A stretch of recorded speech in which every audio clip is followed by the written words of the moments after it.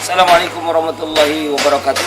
Saudaraku yang dirahmati Allah Subhanahu wa taala, kami mengucapkan jazakumullah khairan katsira atas segala doa, segala dukungan dan atas segala amal jariah yang telah dititipkan melalui Ma'had Al-Quran.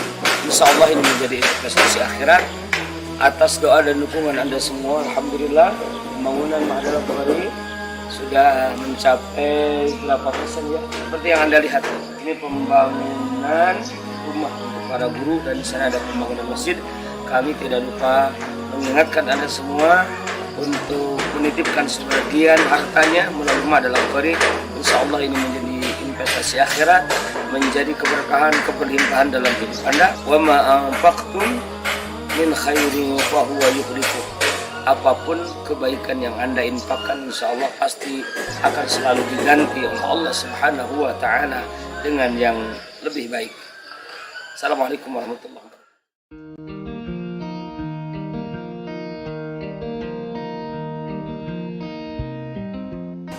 Bismillah, ini Al-Qori ini menurut saya sebuah pesantren yang mencetak tunas ulama. Ini keren banget karena jarang ya pesantren itu betul-betul fokus kepada mencetak ulama tetapi tetap modern dalam artian open mind, terbuka secara pemikiran, tapi juga memiliki basis pemikiran. Menurut saya banyak pesantren yang secara kurikulum harus merujuk kepada Al-Qori ya. Jadi teman-teman semuanya kalau nyantri pilih kurikulum itu yang utama, karena fasilitas itu kadang-kadang cuma etalasenya. Tapi sesungguhnya yang paling utama itu adalah kurikulumnya, dan Al-Qori itu kurikulumnya nggak meragukan. Mudah-mudahan bermanfaat.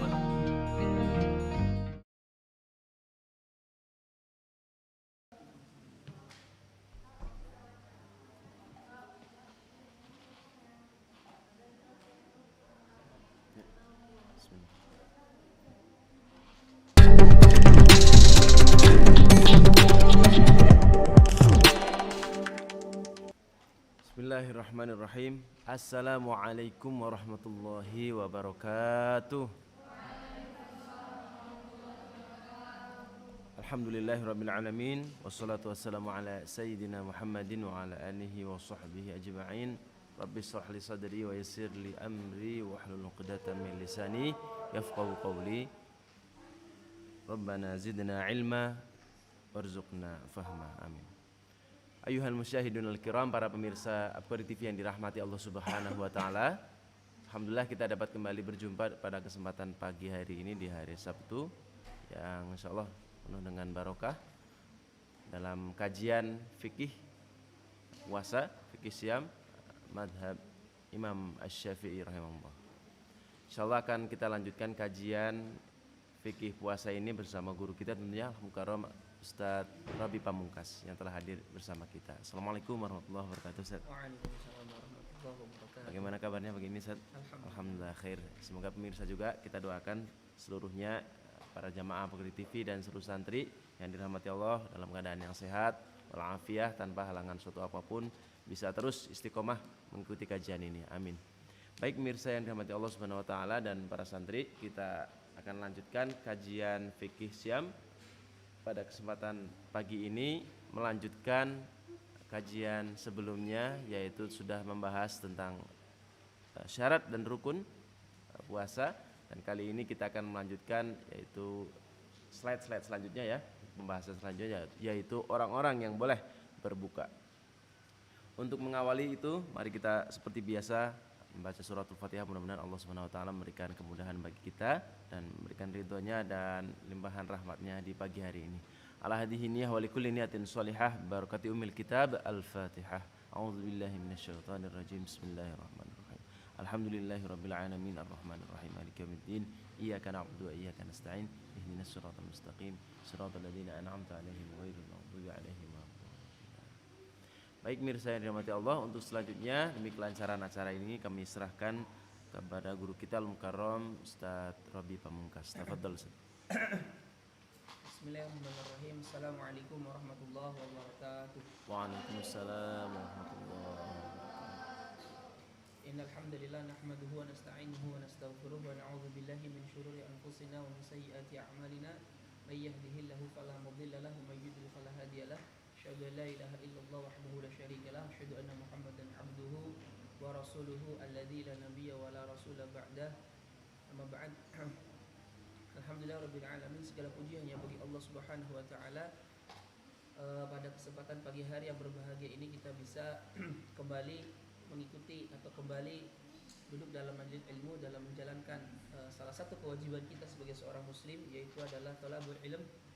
Sebagaimana sabda Rasulullah sallallahu alaihi wasallam, thalabul ilmi fardhatun ala kulli muslimin. Bahwa menuntut ilmu adalah kewajiban setiap muslimin. Salawat serta salam semoga tetap terlimpah curahkan kepada baginda Rasulullah sallallahu alaihi wasallam, pada keluarganya, pada sahabatnya, dan semoga kita termasuk ke dalam golongan umat beliau yang mendapatkan syafaatnya di yaumul qiyamah nanti. Amin ya Allah ya rabbal alamin.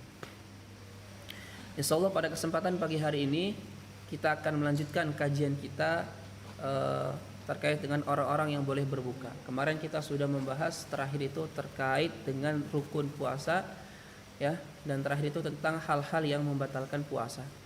Sekarang kita masuk ke yaitu orang-orang yang boleh berbuka. Siapa saja ke orang-orang yang boleh berbuka baginya? Yang pertama adalah bismillahirrahmanirrahim. Yang pertama adalah orang yang sakit dan khawatir akan dirinya, anggota tubuhnya atau manfaat anggota tubuhnya, atau khawatir akan memperlama kesembuhan, maka boleh baginya untuk berbuka puasa. Jadi nomor pertama, orang yang boleh berbuka puasa itu adalah orang yang sakit. Orang yang sakit. Nah, sakit seperti apa yang dengannya dia boleh berbuka? Nah, maka para ulama mengatakan sakit yang dengannya boleh berbuka itu adalah sakit yang sebagaimana ada pada bab tayamum. Dalam bab tayamum, orang sakit yang boleh tidak menggunakan air itu adalah orang sakit yang apabila dia menggunakan air, satu, khawatir sembuhnya, memperlama kesembuhan. Kedua, khawatir dia akan binasa atau meninggal. Ketiga, dia khawatir akan hilang manfaat salah satu anggota tubuhnya atau cacat. Atau dia khawatir dengan dia bertayamum wudu dengan air akan menghasilkan bekas luka yang kurang enak dilihat. Maka itu termasuk sebab-sebab yang menjadikan orang sakit itu tidak boleh berwudu atau boleh bertayamum. Nah, sama dalam bab puasa juga, orang sakit yang dengannya diperbolehkan berbuka puasa adalah orang sakit yang sebagaimana uzurnya sama dengan tayamum. Satu adalah orang yang apabila dia puasa khawatir sakitnya semakin lama atau sembuhnya semakin lama. Atau orang sakit yang apabila berpuasa itu akan menyebabkan dia meninggal. Atau orang sakit yang apabila dia puasa menyebabkan dia cacat. Maka itu semua adalah sebab-sebab sakit yang menjadikan dia boleh berbuka puasa. Nah, adapun kemudian orang yang sakit tapi sakitnya cuma sekedar pusing atau sakitnya cuma sekedar cuman luka ringan, maka itu bukanlah uzur yang dengannya dibolehkan berbuka puasa. Itu yang pertama. Yang kedua adalah orang yang menyelamatkan orang lain yang akan binasa dan tidak mungkin menyelamatkannya kecuali dengan berbuka puasa. Yang kedua itu kita ingin menyelamatkan orang lain yang dalam keadaan kalau nggak diselamatkan akan mati binasa, dan menyelamatkannya tidak mungkin kecuali harus dengan cara berbuka puasa. Maka ketika itu nomor dua, boleh kita berbuka puasa. Bahkan bukan lagi boleh tapi wajib berbuka puasa karena tergantung kepada menyelamatkan orang yang akan meninggal. Jadi contohnya contohnya kalau kata para ulama itu, ini kalau kita buka dalam kitab Bushr Al-Karim kita, Syarah Masailu Ta'lim, itu salah satu sebab orang boleh berbuka itu adalah ini. Jadi menyelamatkan orang yang mau meninggal, yang mana menyelamatkannya itu tergantung kepada berbuka puasa gitu. Maka ketika itu kita boleh berbuka puasa. Mungkin contohnya mungkin menyelamatkan orang yang tenggelam, bisa jadilah di air sungai yang deras, sehingga kalau kita menyelamatkan menyelamatkan orang itu, kita berenang, itu menyebabkan air masuk ke tubuh kita contohnya. Nah, itu nggak apa-apa, nggak dosa. Yang itu yang kedua. Yang ketiga, orang yang saat kehausan dan kelaparan yang memungkinkan akan menyebabkan kematian atau menghilangkan manfaat anggota tubuh. Atau orang yang dalam keadaan dia sangat haus, sangat lapar, yang kalau dia nggak berbuka ketika itu menyebabkan dia mati. Karena kata Allah kan wala tulku aidiyakum ilal tahlukah. Jangan menyeburkan diri kalian ke dalam kebinasaan. Gak boleh kita itu bunuh diri. Maka orang ketiga ini boleh kemudian berbuka puasa. Ya. Yang keempat adalah orang yang bersafar dengan syarat safarnya adalah safar yang menempuh jarak 85 km dan dilakukan sebelum fajar shodiq. Serta yang ketiga apa kemarin? Dia bukan termasuk orang yang senantiasa bersafar. Jadi orang yang mendapatkan rukhsah safar adalah apabila memenuhi 3 syarat dalam bab puasa. 1, safarnya harus safar yang panjang yaitu 85 km. Kedua, dilakukannya sebelum waktu subuh. Yang ketiga, dia bukan termasuk orang yang senantiasa bersafar. Kalau dia orang yang senantiasa bersafar sehingga dia tidak pernah bermukim yang dengannya dia mengqadha puasa di sana, maka ketika itu dia tidak mendapatkan rukhsah. Dan 4 orang ini ketika dia hendak berbuka puasa wajib berniat mengambil rukhsah. Jadi niatnya sejak awal adalah niat ingin mengambil rukhsah yaitu berbuka puasa. Nah, itu diantara orang-orang yang boleh berbuka. Nah, sekarang ada masalah. Nah, masalahnya adalah jika anak kecil balik di pertengahan siang Ramadan, atau orang sakit sembuh di siang Ramadan, atau orang safar yang kemudian sudah mukim di siang hari Ramadan, sedangkan mereka semua itu sudah mengambil rukhsah contohnya. Sedangkan mereka dalam keadaan berpuasa. Nah, jadi contohnya gini. Ada anak kecil belum balik, mumayyiz. Ya, mumayyiz. Mumayyiz itu kan kalau kita kembali ke syarat sah, puasanya sah enggak? Sah. Seorang mumayyiz puasanya sah walaupun belum wajib baginya berpuasa. Nah, ketika seorang mumayyiz berpuasa, orang sakit yang tadi seperti sebelumnya yang mana dia uzurnya boleh berbuka, atau katakanlah orang bersafar yang tadi syarat-syaratnya dia boleh berbuka. Kemudian di pertengahan dan mereka semua lagi puasa itu, enggak mengambil rukhsah, mereka semua puasa.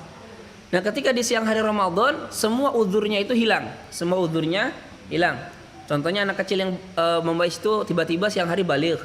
Orang sakit itu pada siang hari tiba-tiba sembuh. Orang bersafar itu pada siang harinya ternyata sudah sampai ke tempatnya dan mereka semua dalam keadaan berpuasa. Ya. Maka haram bagi mereka berbuka puasa. Apa? Haram bagi mereka berbuka puasa.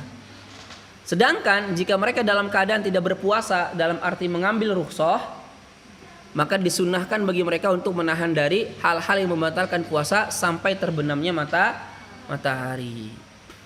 Paham nggak? Jadi kalau ada orang sakit, tapi tentunya sakit yang sudah mengambil uzur ya. Sakit bukan mengambil uzur, sakit yang baginya boleh berbuka puasa karena sesuai dengan tadi ada uzurnya, tapi dia berpuasa. Terus pada siang hari Ramadan tiba-tiba sakitnya sembuh. Apakah baginya boleh berbuka? Jawabannya haram bagi mereka berbuka. Paham? Terus?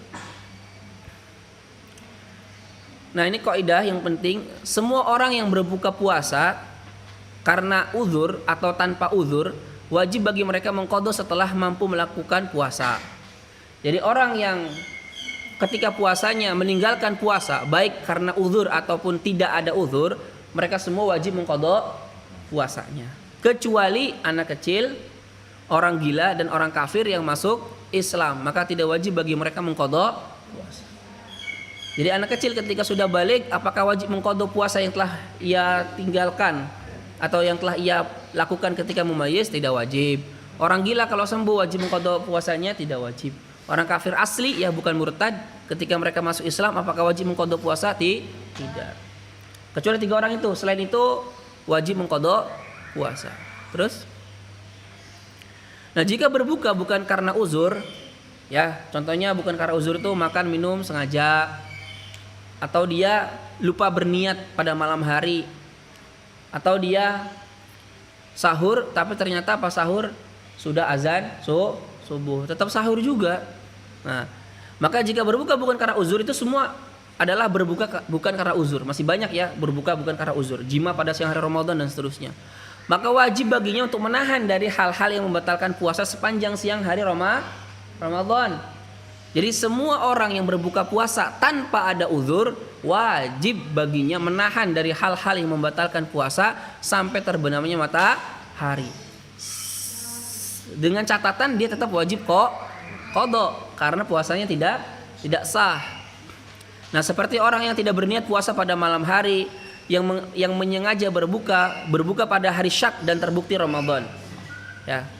Berbuka pada hari Syak itu adalah hari di mana itu adalah orang-orang berkata sudah ada hilal, tapi yang lain mengatakan belum ada hilal.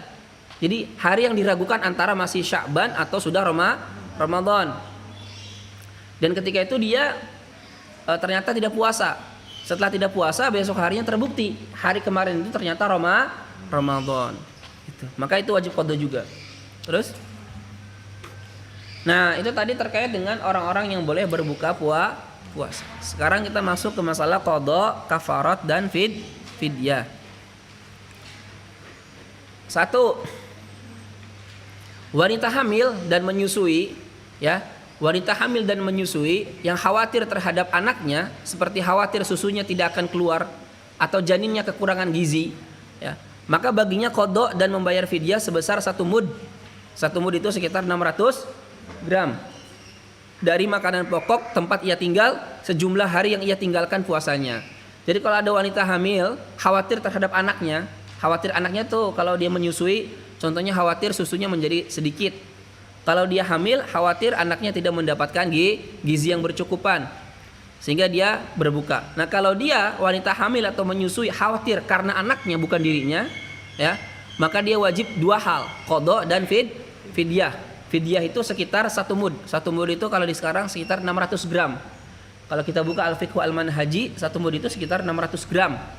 Setiap hari yang ia berbuka padanya. Jadi kalau dia berbuka 5 hari berarti ya 5 mud. 5 mud berarti 5 kali 6 3 kilo. 3 kilo.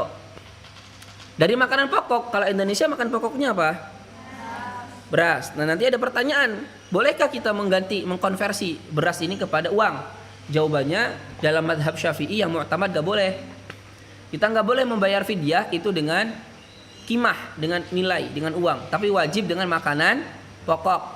Tapi beberapa ulama Syafi'iyah seperti dalam kitab Al-Fiqhu Al-Manhaji dan juga dalam kitab Fathul Mu'in, Syekh Qasim Nuri itu memberikan tahqiq boleh kita mengikuti mazhab Abu Hanifah yang memperbolehkan kita merubah fidyah dari makanan pokok ke nilai, tapi dengan catatan nilai mudnya ngikutin mazhab Abu Hanifah. Berapa? 1 mud itu dalam mazhab Abu Hanifah 1,6 kg, 1.600 gram, bukan ngikutin 600 gram, karena 600 gram ini adalah pendapatnya mazhab Syafi'i. Kalau pendapat Abu Hanifah 1 mud itu 1,6 kalau kurang lebih. Jadi kalau kita mau pakai uang, standarnya adalah 1,6 kilo. Berarti kalau kita meninggalkan puasa 5 hari, ya 5 kali 1,6 kilo berapa? Sekitar segitu. Katakanlah 8 kilo. Sedangkan 1 kilo itu beras itu contohnya ambil yang paling bagus 20.000. Berarti ya 20 kali berapa? 8. 160.000 bayar. Itu, paham ya? Gak apa-apa kita bertaklid kepada mazhab Abu Hanifah dengan cara merubah, mengkonversi makanan pokok ini kepada uang sejumlah 1 mud itu, tapi harus mengikuti ukurannya mazhab Abu Hanifah. Nanti termasuk ke zakat fitrah juga begitu, ya. Nah, adapun jika ia khawatir terhadap dirinya atau terhadap dirinya dan anaknya, maka ia wajib qada saja tanpa fidyah. Sedangkan kalau wanita hamil dan menyusui khawatir terhadap dirinya atau dirinya dan anaknya, maka cukup wajib qada. Pokoknya kalau dia khawatir ada dirinya, maka cukup wajib 1 hal. Apa itu? Qada, tidak wajib bayar fidyah. Next. Nah, kedua, orang yang mengakhirkan qada puasa sampai datang bulan Ramadan berikutnya tanpa uzur, maka wajib baginya membayar fidyah 1 mud. Jadi kalau dia punya hutang puasa, ya, dia contohnya pada bulan Ramadan kemarin punya hutang 5 hari. Kemudian dia tidak mengqada-qadanya sampai datang bulan Ramadan berikutnya tanpa ada uzur yang menjadikan dia tidak bisa mengqada puasa, maka wajib dia membayar fidyah setiap puasa yang ia qadai. Berarti kalau 5 puasa berarti 5 mud. Berapa? 5 mud. Kalau dia puasa qada yang ditinggalkannya 10 hari, dan ternyata dia belum mengqadhonya sampai datang bulan Ramadan berikutnya, berarti berapa mud itu? 10 mud. 10 mud.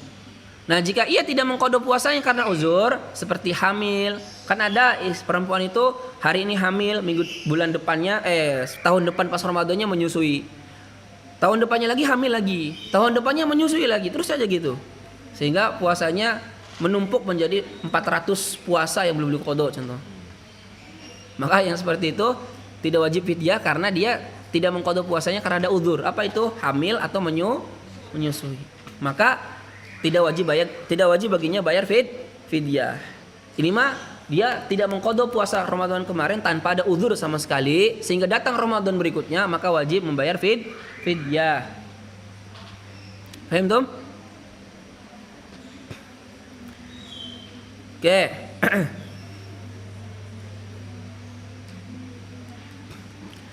Nomor 3, orang yang pingsan lupa berniat atau yang menyengaja berbuka selain jima, maka wajib bagi mereka qadha tanpa fidyah. Nah, ini kalau dalam kitab itu sebetulnya dibagi-bagi ya.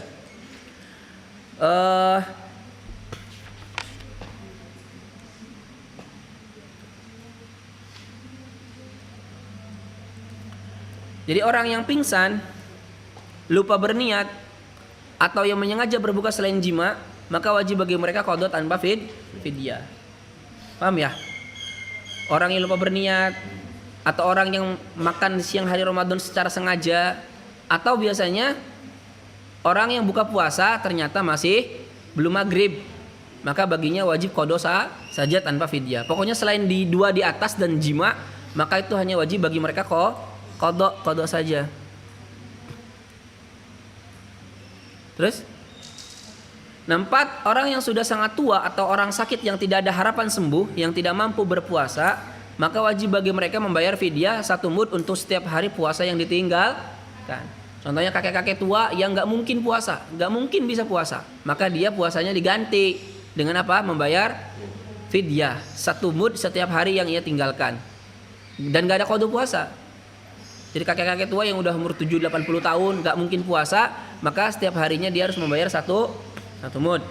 Nah, dalam mazhab Syafi'i cara pembayaran fidyah untuk kakek-kakek tua atau orang sakit yang mengganti puasanya dengan fidyah itu mengeluarkan fidyahnya setiap ba'da subuh atau pas mau maghrib ya, 1 fidyah. Nggak boleh di awal Ramadan saya mau fidyah untuk 30 hari semuanya, nggak boleh. Dalam mazhab Syafi'i nggak boleh. Karena dalam mazhab Syafi'i itu puasa itu bukan satu kesatuan. Satu hari puasa berbeda dengan hari berikutnya dan seterusnya. Sehingga wajib membayar fidyahnya setiap hari. Gitu ya? Ataupun orang sakit yang gak ada harapan sembuh, kayak orang yang sudah divonis sama dokter, kamu kanker, hidup kamu cuma 5 hari lagi. Kalau kamu puasa, kamu mempercepat matinya gitu. Ya, maka boleh tidak berpuasa. Nah, kemarin ada pertanyaan menarik itu. Nah, bagaimana kalau dia adalah kakek-kakek tua yang gak mungkin puasa?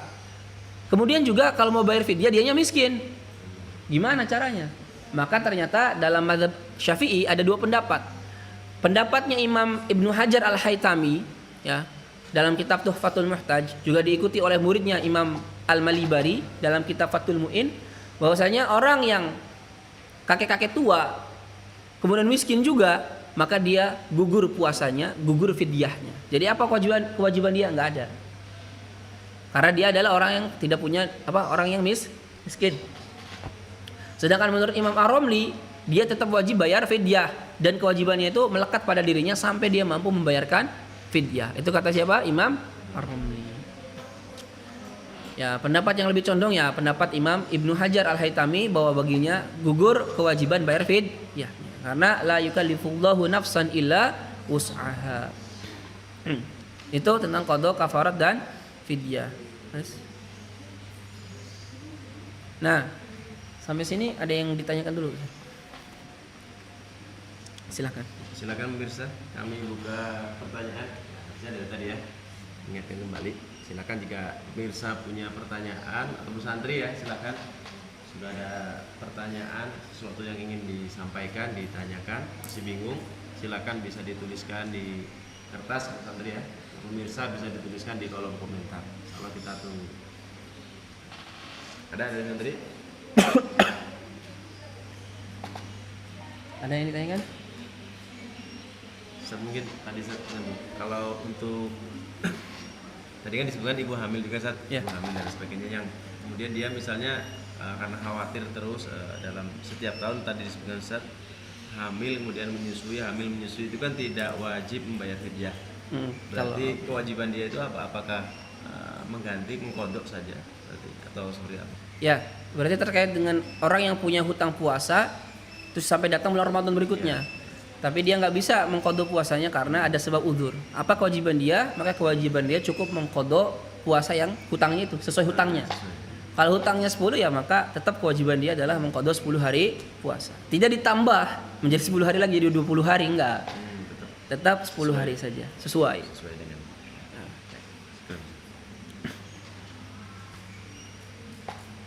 Gitu. ya. Mas dilanjut saja Ustaz, sambil nunggu pertanyaan. Ya, berikutnya adalah terkait dengan kafarat uzma. Tentang masalah kafarat uzma ini penting, yaitu tentang masalah bab jima'.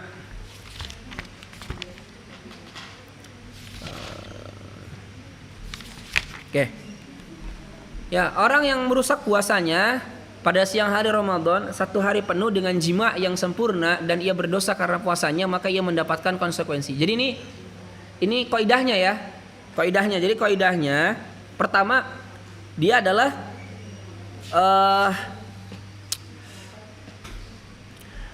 afsada saumahu fi Ramadan. Dia adalah orang yang merusak puasanya pada bulan Ramadan.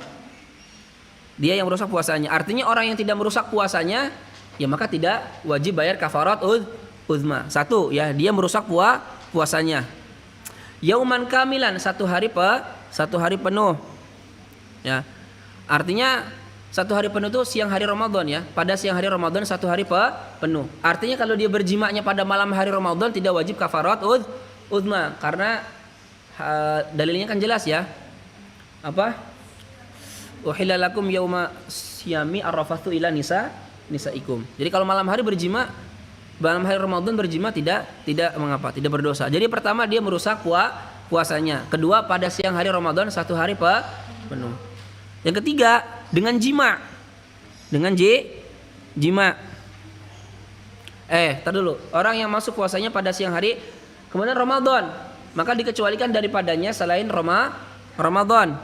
Maka orang yang berjima pada siang hari pas ia puasa tapi bukan Ramadan, kayak puasa qada, puasa kafarat atau puasa sunnah, maka tidak wajib baginya kafarat uzma.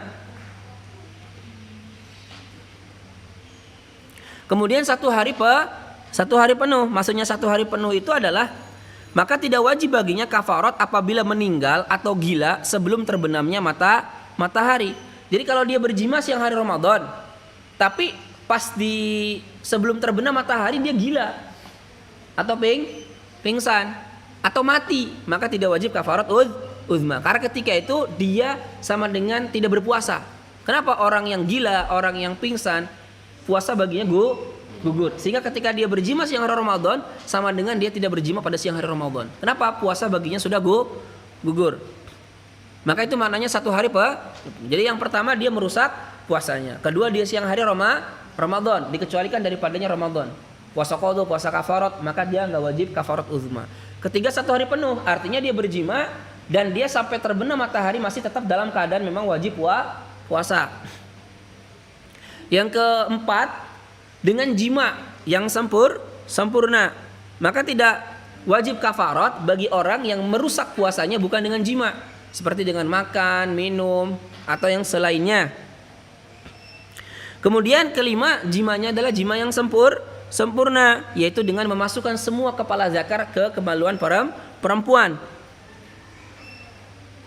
Sedangkan kalau hanya memasukkan sebagian saja tidak sempurna, maka tidak wajib bayar kafarat uzma, bahkan tidak membatalkan puasa. Kemudian keenam, dan ia berdosa karena puasanya. Maka dikecualikan daripadanya apabila seseorang menjimai istrinya pada siang hari Ramadan sedangkan ia tidak berdosa melakukannya. Apa itu? Seperti orang yang bersafar dengan safar yang tadi. Maka dia tidak berdosa. Kenapa? Karena dia memang orang yang boleh berbuka puasa. Paham? Jadi yang dia tidak berdosa karenanya. ia berdosa karena puasanya. Kenapa? Karena dia wajib puasa, tapi dia malah melakukan jima. Ya, maka ketika memenuhi 6 syarat ini, jadi diulangi ya, 6 syaratnya apa? 1, dia merusak puasanya. 1. 2, pada siang hari Ramadan, dikecualikan selain Ramadan. 3, 1 hari penuh, dikecualikan padanya orang yang berjima tapi kemudian gila, pingsan atau mati. Karena baginya puasa itu ketika itu gugur. 4, dengan jima, maka dikecualikan daripadanya selain jima. 5, jimanya sempurna dengan masuknya semua kepala zakar kepada kemaluan perempuan. 6, dan ia berdosa karena hal tersebut. Maka dikecualikan daripadanya orang yang sakit yang boleh berbuka, orang yang bersafar, kemudian jima pada siang hari Ramadan, maka dia tidak, yang semua itu tidak wajib kafarat uzma. Nah, kalau memenuhi 6 syarat ini baru wajib baginya kafarat uzma. Nah, kalau orang memenuhi 6 syarat ini, maka ia mendapatkan konsekuensi. Apa saja konsekuensinya? 1, mendapatkan dosa. 2, wajib menahan dari hal-hal yang membatalkan puasa selama siang hari Ramadan. Tadi ya, semua orang yang berbuka puasa secara sengaja, maka wajib bagi mereka menahan puasa, menahan makan minum sampai terbenamnya matahari. 3, wajib ditakzir oleh imam jika ia belum bertobat, ya, entah di penjara, entah di apain ya, terserah imam. Jika ia belum bertobat. Tapi kalau dia bertobat dulu sebelum diputuskan imam, maka gugur takzirnya. 4, wajib qadha. 5, nah, wajib membayar kafarat uzma bagi lelaki saja, sedangkan bagi perempuan yang dijimainya tidak wajib.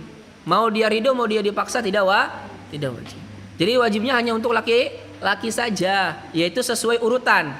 Nah, kafarat uzma itu ada 3. Wajib sesuai urutan, nggak boleh milih. Pertama, membebaskan budak perempuan yang tidak cacat. Maka wajib yang pertama itu kafaratnya membebaskan budak perempuan mukmin yang tidak cacat. Maksudnya tidak cacat itu adalah yang seandainya digunakan untuk bekerja itu tidak mengurangi fungsi dia dalam bekerja. Nah, maka tidak sah kalau budak perempuannya cacat sehingga ketika dia disuruh bekerja kesusahan, maka nggak sah. Jadi budak perempuan yang tidak cacat.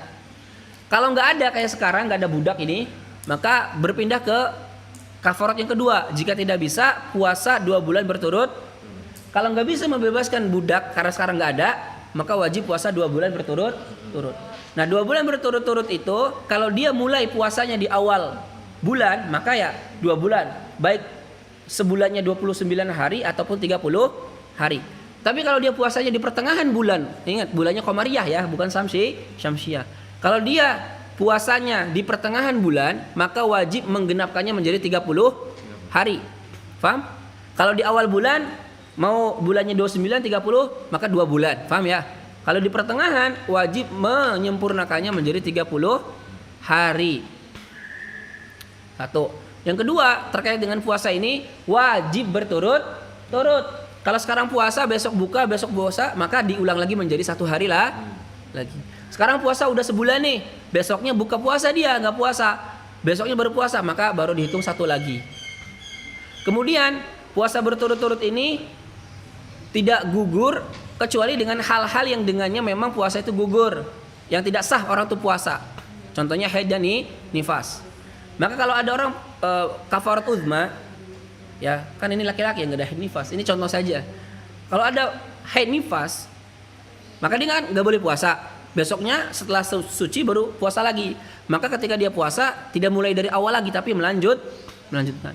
Tapi kalau dia sakit parah contohnya, maka dia nggak puasa. Itu sudah sembuh, puasanya diulangi lagi atau atau melanjutkan, mengulang lagi 1 hari lagi. Karena sakit itu tidak menafikan kesahan puasa. Pokoknya kalau belum menafikan sahnya puasa, dia berbuka, ulang lagi dari awal. Tapi kalau menafikan sah kayak gila atau haid nifas, maka melanjutkan. Paham? Makanya berat. Harus terus-menerus.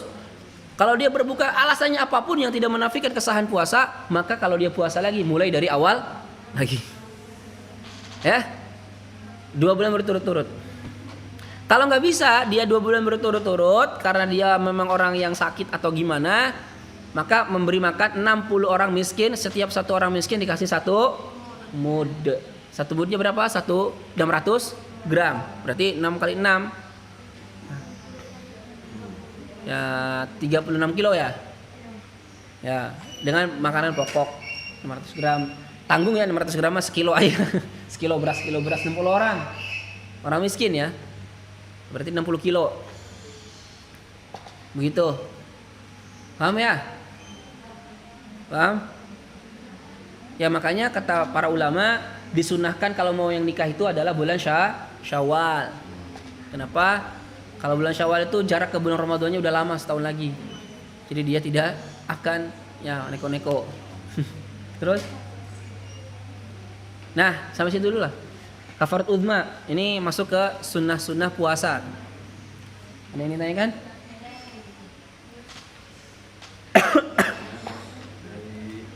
Pertanyaan, silakan di bawah depan.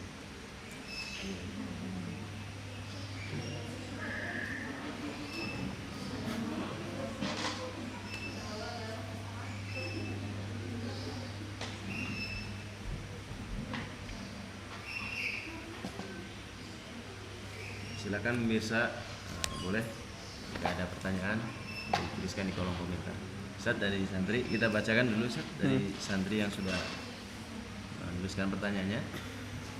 Ustaz, Afwan minta penjelasan ulang yang ada wanita hamil terus tahun depan menyusui dan terus begitu. Minta penjelasan ulangnya Ustaz. Ya. Tadi kurang jelas ya. Ya, kalau ada orang perempuan, contohnya pas bulan Ramadan ini dia dalam keadaan hamil atau menyusui.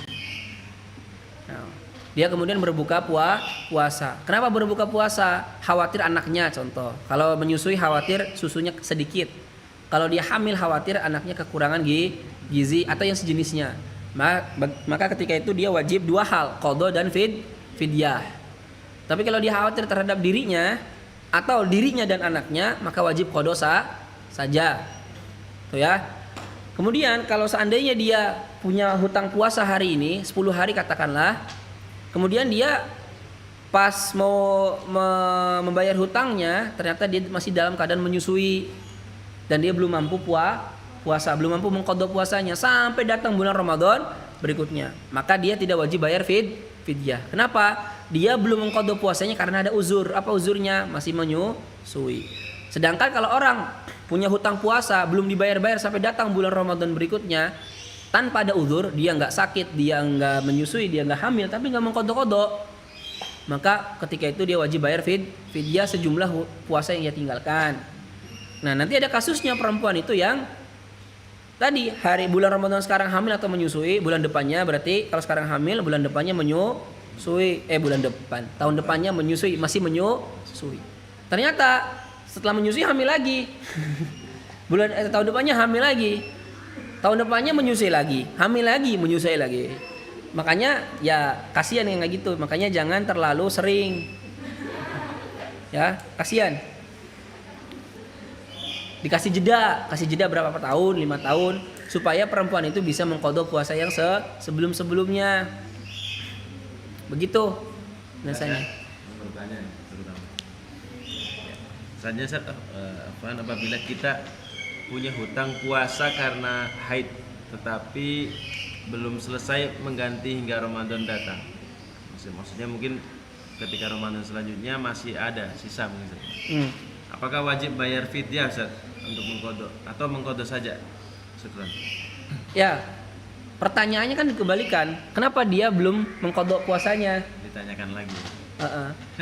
Tadi kalau ada uzur maka nggak wajib bayar fidyah. Kalau nggak ada uzur, contohnya karena dia leha-leha atau dia menunda-nunda nanti aja sampai malah datang bulan Ramadan berikutnya, berarti kan dia tidak ada uzur. Ketika itu wajib bayar fidyah. Itu. Kecuali ada uzurnya dia sakit yang parah sehingga selama 1 tahun penuh itu dia nggak mungkin puasa sampai datang bulan Ramadan berikutnya, ya itu kan ada uzur, maka baginya boleh tidak usah bayar fidyah gitu. Paham ya? Baik. Selanjutnya Ustaz, Assalamualaikum warahmatullahi wabarakatuh. Izin bertanya Ustaz, apakah sah jika ada seseorang yang berupaya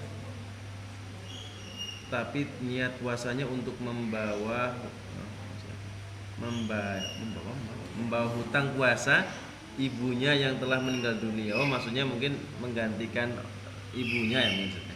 Ibunya mungkin punya hutang seperti itu ya. Kemudian dia menggantikan puasa ibunya yang sudah meninggal tadi. Ya. Jadi ini nanti pembahasannya adalah kalau ada orang punya hutang puasa, nih. Kemudian pas dia punya hutang puasa, orang yang punya hutang puasa itu meninggal. Meninggal.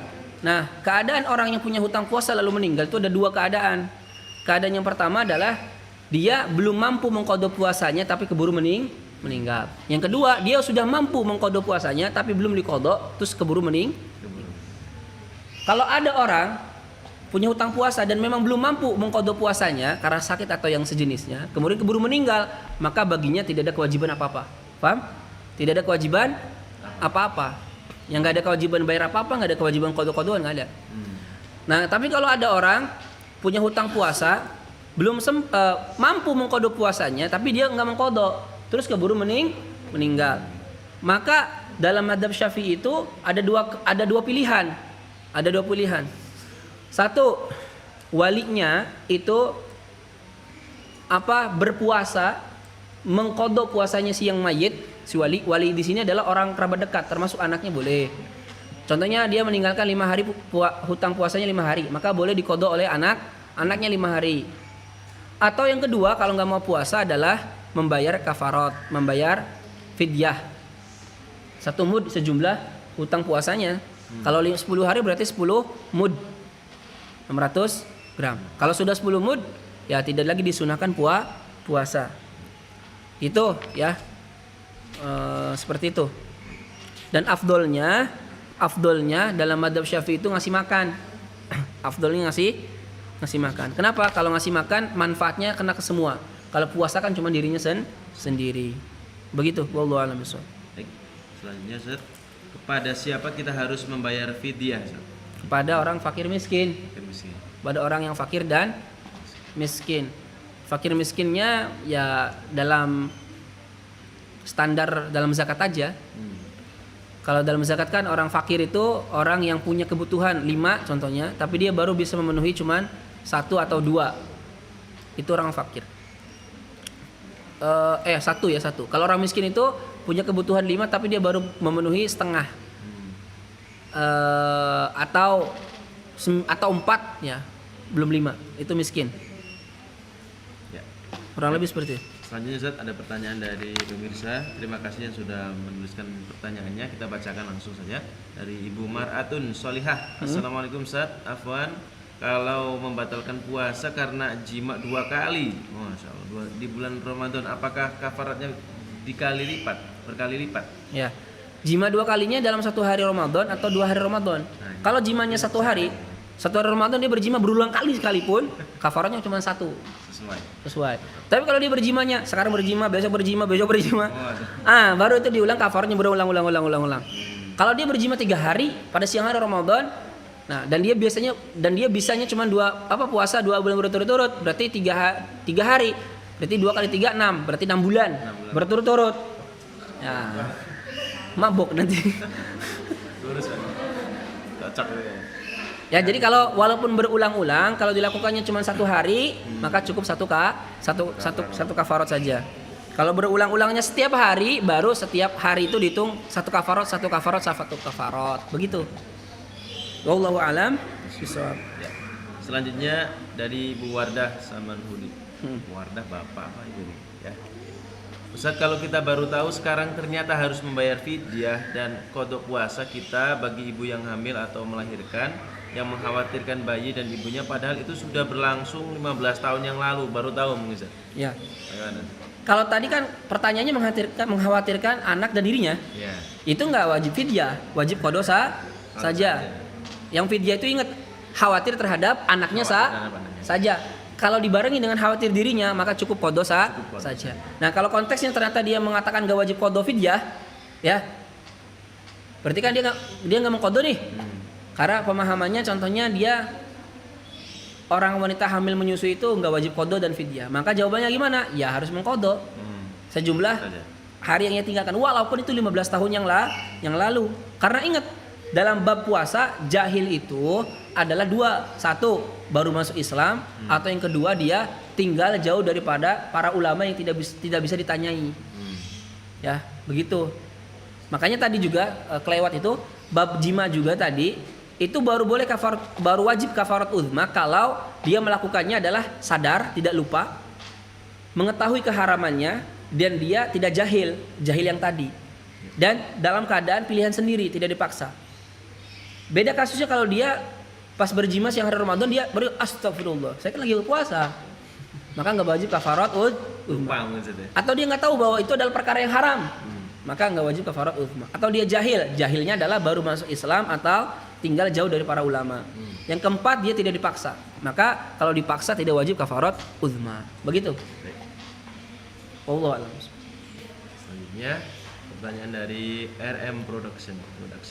Assalamualaikum Ustaz, bayar fidyahnya? Oh sudah. Ke siapa tadi sudah ya? Ya. Dari Ummu Asma, Assalamualaikum Ustaz, yang ibu hamil dan menyusui setiap tahun tidak kodok dan fidyah. Tadi sudah Ustaz ya? Yang ibu hamil dan menyusui setiap tahun tidak dikodok dan fidyah. Seperti apa ini? Assalamualaikum Ustaz, yang ibu hamil dan menyusui setiap tahun, yang tadi itu yang baru lalu Ustaz ya, tidak kodok dan fidyah. Tadi sudah jawab ya, hanya cukup mengkodok Ustaz ya.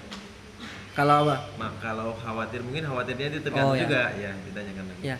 Nah, tadi. Kalau punya hutang puasa tadi ya, punya hutang puasa dan belum bayarnya sampai bulan Ramadan lagi, tapi karena ada uzur maka cukup kodo saja. Selanjutnya ibu dari Yanti Ilham, Assalamualaikum Ustaz, mohon izin bertanya, bagaimana kalau kita sudah bayar fidyahnya senilai makanan kita per harinya, misalnya sekali 20.000, maka kita bayarnya 20.000. Seperti itu kan? Ya, kalau kita mau bayar, jadi gini. Dalam mazhab Syafi'i, bayar fidyah itu nggak boleh pakai uang, pakai nilai, tapi wajib pakai makanan pokok negeri tersebut. Kalau Indonesia berarti pakai beras. Kalau di Arab, di Timur Tengah kan pakai gandum contoh. Karena makanan pokoknya itu. Nah, dalam mazhab Syafi'i itu nggak boleh, dan dalam 3 mazhab yang lain pun nggak boleh sebetulnya menggunakan nilai. Wajib pakai makanan pokok. Tapi kalau kita mau membayar fidyahnya menggunakan nilai, boleh mengikuti mazhab Abu Hanifah dengan syarat ukuran mudnya mengikuti ukurannya mazhab Abu Hanifah, yaitu satu mud itu 1,8 kilo kalau tidak salah, atau 1,6 lah, 1,6 kilo. Jadi ukurannya bukan 600 gram tapi 1,6 kilo. Seperti itu. Ya. Gitu ya. Selanjutnya dari Bapak Sugianto Ibnu Aswin, izin bertanya Ustaz, bolehkah anak membayarkan fidyah orang tuanya yang tidak mampu? Anaknya yang membayar. Nah, ini masalah baru. Bolehkah anaknya membayarkan fidyah orang tuanya? Ya. Karena orang tuanya nggak mampu gitu. Iya. Sebetulnya kalau orang tuanya nggak mampu, dia bayar fidyah, kasusnya gugur sebenarnya kayak tadi. Gugur. La yukallifullahu nafsan illa wus'aha. Tapi untuk kasus apakah anaknya membayarkan fidyah itu sah atau tidak, ini harus dibaca ulang ya, harus diteliti lagi. Nanti coba saya lihat apakah sah atau tidak. Kalau anaknya membayarkan fidyah orang tuanya, kan kalau kasus zakat fitrah, itu kan anak itu bolehkah membayarkan zakat fitrah orang tuanya? Sebetulnya nggak wajib. Ya, kecuali kalau dia memang wajib menafkahi orang tuanya, maka ketika itu boleh dia menzakat fitrahkan orang tuanya. Karena ketika itu anaknya wajib menafkahi orang tuanya. Beda kasusnya kalau orang tua. Kalau orang tua membayarkan zakat fitrah anaknya, padahal anaknya adalah sudah pada masa yang dia memang wajib memberi nafkah, maka ketika itu orang tua nggak boleh menzakat fitrahi anaknya kecuali atas izin anaknya. Begitu. Nah, ini harus diteliti. Soalnya yang pernah saya baca adalah tidak boleh bayar fidyah itu kepada orang yang memang wajib kita nafkahi, itu yang ada. Jadi kalau bapak nggak boleh membayar fidyah kepada anaknya. Kenapa? Ya anaknya memang orang yang wajib dinafkahi gitu. Jadi bayar fidyah itu jangan ke orang yang wajib kita nafkahi, ke istri, ke anak itu nggak boleh, karena memang itu adalah orang-orang yang wajib kita nafkahi. Ya begitu. Tapi saya menduga sih memang kalau anaknya yang membayarkan fidyah dalam arti mewakilkan, dalam arti ya tabaruat. Tabaruat itu maksudnya ya udahlah bayarkan aja, bayarkan. Nah kalau asasnya wakil, jadi contohnya ya udahlah saya aja yang bayarin uangnya, ini sebetulnya saya kasih ke bapak saya, cuman bapak saya mewakilkan saya untuk bayarin fidyah. Ketika itu ya sah, karena hakikatnya adalah bapaknya yang bayar fidyah, cuman yang membayarkan adalah anaknya. Nah itu sah. Tapi kalau kasusnya contohnya anaknya tanpa ngomong ke orang tua bayarin fidyah bapaknya, tapi tanpa mengkonfirmasi kepada bapaknya, ini yang harus dibahas, apakah boleh atau tidak. Kalau kasus pertama si bapak mewakilkan, contohnya anak punya duit, ya udahlah bapak saya bayarkan pakai ini, kata bapaknya, oh ya silakanlah.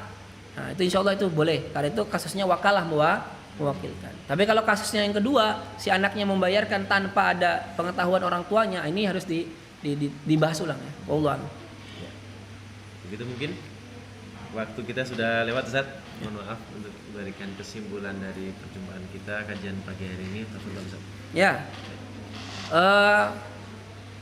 Intinya adalah banyak sekali hal-hal yang mesti kita gali lagi, karena ternyata dalam masalah puasa ini banyak hal-hal yang mesti kita pahami, apalagi kalau kita kaitkan dengan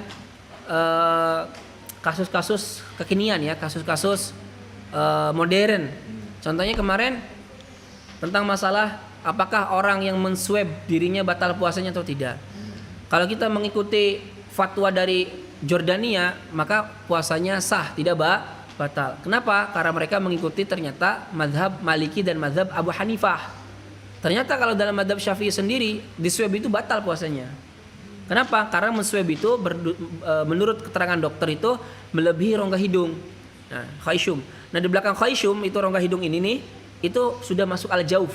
Nah, kaidahnya kan setiap benda yang masuk melalui rongga terbuka kayak hidung sampai kepada jauf, maka batal puasanya. Nah, di belakang khayshum ini jauf. Nah, kalau masuk benda ke sana batal. Tapi kalau masih di sini nih udah batal karena ini masih belum khayshum. Kalau lewat ini khayshum rongga hidung yang di sini, maka puasanya batal. Ya, nah itu jadi banyak masalah-masalah yang harus diteliti ulang, dijelaskan ulang, karena banyak hal-hal yang ternyata membatalkan puasa tapi kita belum mengetahuinya. Wallahu a'lam bishawab. Assalamualaikum warahmatullahi wabarakatuh. Waalaikumsalam warahmatullahi wabarakatuh. Alhamdulillahirabbil alamin. Pemirsa, luar biasa perjumpaan kita pada pagi hari ini, ngaji kita insyaallah bermanfaat ya. Insyaallah mudah-mudahan kita bisa lanjutkan lagi di esok hari ini malam ya. Besok pagi. Besok dan besok malam ya. Insyaallah akan kita lanjutkan lagi, jangan kemana-mana pemirsa, tetap stay tune on Qori TV dan semua santri tetap bisa ikut ya insyaallah. Kita akhiri dulu perjumpaan kita di pagi hari dengan baca suratul Asr. Bismillahirrahmanirrahim. Wal 'asri innal insana lafi khusrin illa alladziina aamanu wa 'amilus shalihaati. Dan doa kifaratul majlis. Subhanakallahumma wa bihamdika asyhadu an la ilaha illa anta astaghfiruka wa atubu ilaik. Terima kasih atas segala perhatian. Mohon maaf atas segala kekurangan. Kami pamit undur diri dahulu. Assalamualaikum warahmatullahi wabarakatuh. Waalaikumsalam. ربي انفعنا بما علمتنا ربي علمنا الذي ينفعنا ربي فقنا وفقيها